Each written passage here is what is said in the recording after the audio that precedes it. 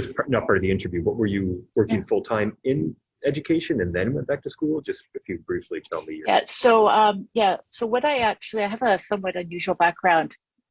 I used to work in Africa in Lesotho. I was a volunteer in a very small village in the back of beyond in Lesotho, teaching and running actually a reforestation project. I came back to Canada and thought, why did the government of Canada send me to Africa to do all this? And at that time, I got my job based on my undergraduate degree. I didn't have a teaching degree, so I came back to Canada, and went back to school and got my Bachelor of Education then.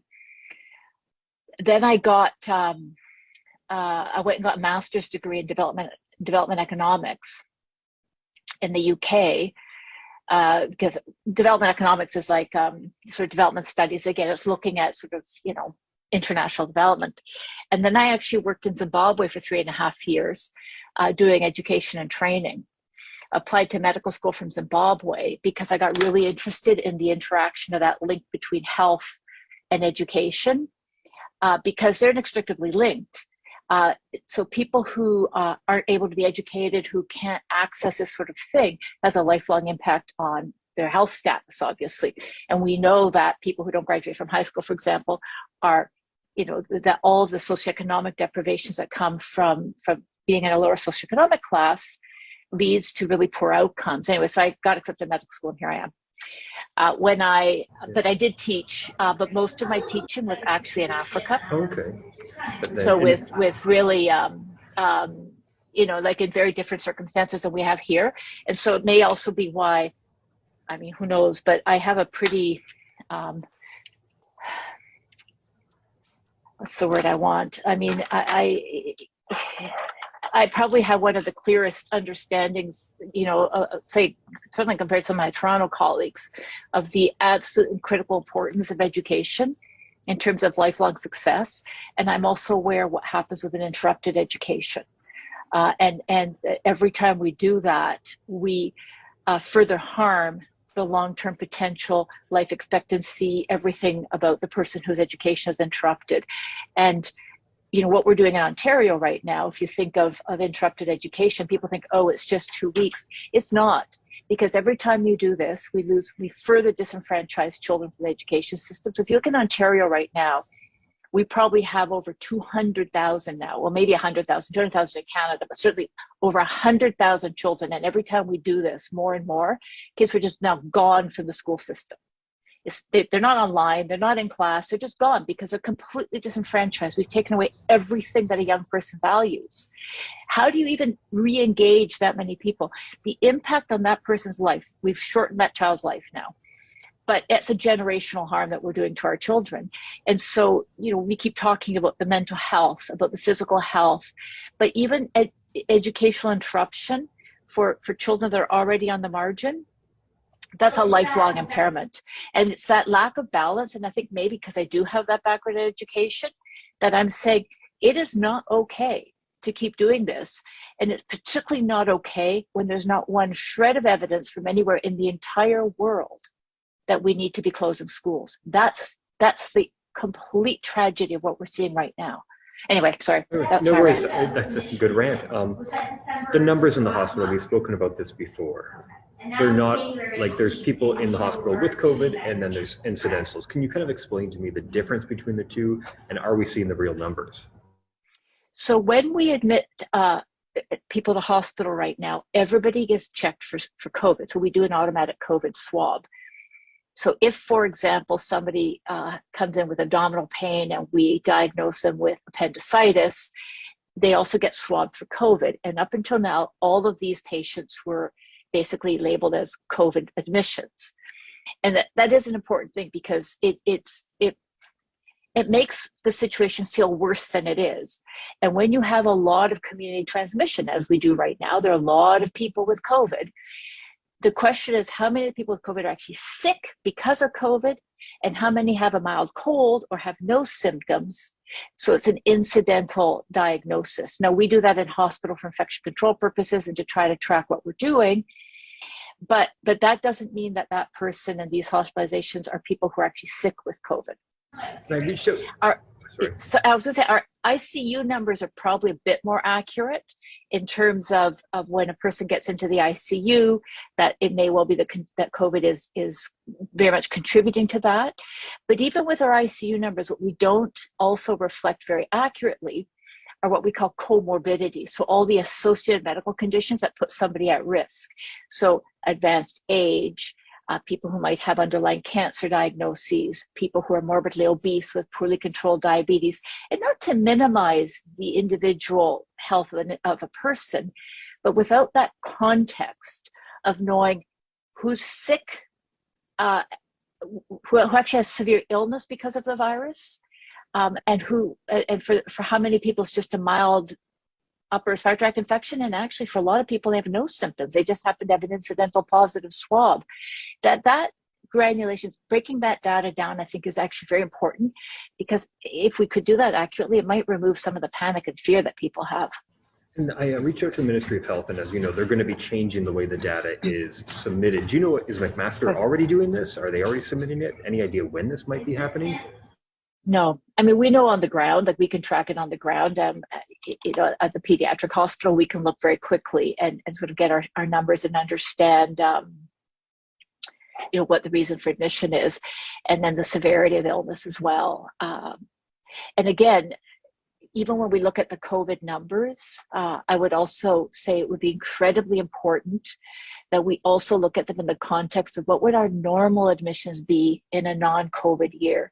So if we, for example, looked at how many admissions we had, from say 2014 to 2019, at this time of year, when we know that we have respiratory viruses circulating, are our numbers higher than what we would normally be dealing with? And again, this is to put context is, are we seeing something worse?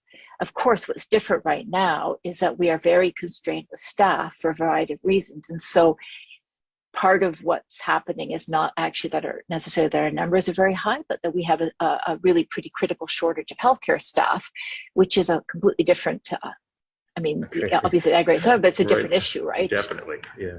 Yeah. You know what, I think that's what was I going to say? So I know we talk about this a lot, but the numbers at McMaster right now, do you happen to know of how many people at McMaster have COVID? Not because of COVID, but are in the hospital with? Do you happen to know those? If you don't, no worries. I don't have them off That's okay. the top of my head, but I'm not sure you can quote me on this on the newspapers right now, because I'm not supposed to give numbers. I think we have one person who maybe is because of COVID and it's mild. The rest are incidental. Wow. And we're starting to see co-infection. So we're seeing some kids with both COVID and RSV.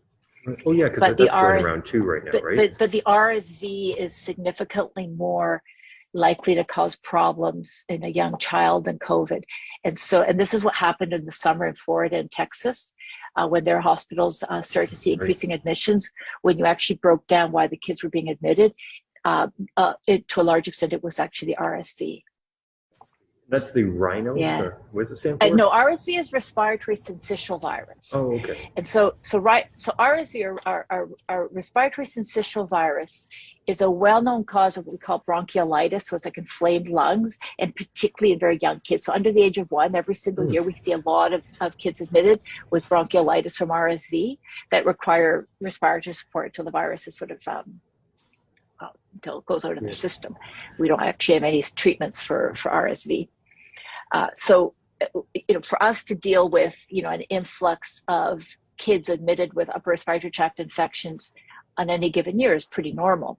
We get kids admitted because they just are sick with the virus. It's the minority of kids, but you always see a small proportion of children. When you think the denominator is large, we're going to have some who get very sick. But RSV, parainfluenza, influenza, rhino, entro, it's usually enterovirus, but so rhinovirus and enterovirus can do it, human metapneumovirus, adenovirus, and actually the other 4 circulating coronaviruses. There's always a small proportion of people who will get sick with these and end up in hospital. It's never, ever zero. And to expect it to be zero is well, it's very unrealistic. I mean, it's just not an appropriate expectation. And also the expectation that we're somehow not going to have them circulate in the community at this time of year is also very unrealistic.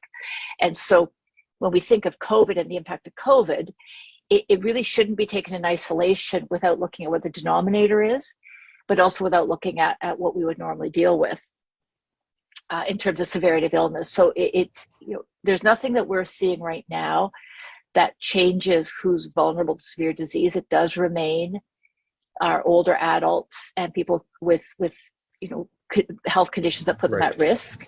But again, it's, how do you put it in context for people? There will always be the exception, but you can't, I mean, for me, at some point we have to accept that we get viruses that circulate every year. We coexist with viruses. We're not going to stop them. And we've already seen in 2 years that a virus is going to virus, as some people have been saying. And it doesn't matter. I'm sorry to say this, but quite frankly, it doesn't matter if you shut down or you don't shut down. We've seen that over the last 2 years, that the virus waves come and they're usually about 8 weeks, and that's the end of that. And we can look at what we're doing in Ontario. We can look at what's done in all the different parts of the United States. We can look at which places have had mandates and severe lockdowns and which places have had no mandates and no lockdowns. And what you'll discover, unfortunately, is that the curves and the timing are identical.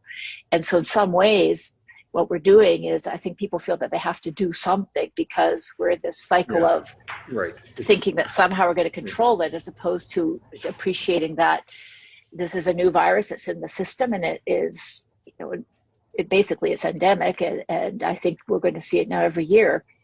But realistically, we have to understand that it's not going to stop transmission, what we're doing. Well, that's too bad. Why it's unfortunate, right? Because like we're talking about this in the newsroom too. It's like, why do some places that have similar populations to Ontario, like Michigan? Because it's the same. I mean, and I don't understand it on like why we're not looking at Sweden or all of Scandinavia. Schools never shut down, for example, anywhere in Scandinavia, particularly for younger kids, and they have never, not once, had mask mandates in the classrooms, not once. Unfortunate. Yeah, we're, I see you've got like what looks like a KN95 on. Yeah. We're asking people to wear N95 masks for the common cold. Right. like this is actually what, and then people who are advocating for kids to wear masks in the classrooms, instead of acknowledging that actually wearing masks for the last year has made not 1 iota of difference, we're saying, oh, well, it's because now you have to wear like an N95. But Germany did it. Germany mandated N95s that made no difference. That's so, like, I don't know what to say because it's so unfortunate, right? Like, yeah. What do we do? But media has power. Like you guys, like, I'm sorry, but people need to be reporting a lot more on the international stories and looking at the numbers internationally and what measures have and haven't worked. I mean, anybody can look up the numbers and look up the curves and what mandates are put in place and not put in place. They're the same, right? And that's what we're saying. Like, places in the States, same wave as us. Yeah. And mandates are divisive. Why are we not rehiring every single human being who got fired because of a decision to make about the vaccine? Because one can be pro-vaccine and anti-mandate, but it's pretty clear if you look around our society that being vaccinated sure as heck didn't stop transmission. Right. Or we wouldn't be in this situation. Getting sick, right? Yeah. And so we could absolutely encourage and advocate and do everything we can for our vulnerable adults to be vaccinated. But we're not going to vaccinate. We're not going to boost our way out of this, because even now, if you look at the countries with boosters, it does not stop transmission. See what happens. Thank you for your time once again. Anyway, Good information. Sorry. No worries, all good. So, I enjoyed